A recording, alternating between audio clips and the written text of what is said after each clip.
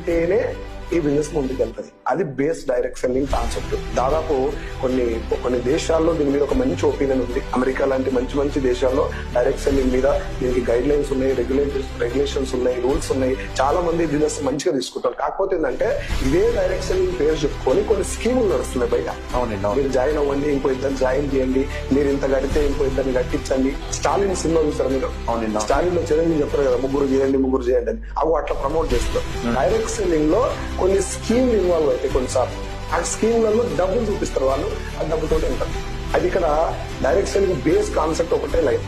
Product మనం purchase చేసి వాడతాం, ఒకవేళ మనకు నచ్చకపోతే రిటర్న్ చేస్తాం, బాగుంటే 10 మంది షేర్ చేస్తాం. ఎంతమంది అయితే మన అందరిలో ప్రొడక్ట్ వాడతారో అంతమంది ద్వారా income Rao. This the base concept. అంటే వెనకాల ఉన్నటువంటి బెనిఫిట్ ఏంటి జనాలకంటే క్వాలిటీ ప్రొడక్ట్ అంతే. సో జనాలకి హెల్త్ వస్తుంది. సో క్వాలిటీ ద్వారా జనాలకి ఫస్ట్ మనం ఇచ్చేది హెల్త్. అవును, ఇప్పుడు క్వాలిటీ ప్రొడక్ట్ ఉంటేనే కదా సార్ హెల్త్ వస్తుంది. ఇప్పుడు ఇండియా నుంచి మన కంపెనీ 9 కంట్రీస్ కి వెళ్ళింది అంటారు కదా. అవును. సో 9 కంట్రీస్ వాళ్ళకి కూడా సేమ్ ప్రోడక్ట్ ఇస్తారా? 100% సేమ్ ఇస్తారు. సేమ్ 9 కంట్రీస్ లో క్వాలిటీ లేకపోతే ఏ కంట్రీలో ఉండదు సార్. ప్రొడక్ట్ క్వాలిటీ లేకపోతే జస్ట్ మీరు అన్నట్టు మంచి పాయింట్ చెప్పారు.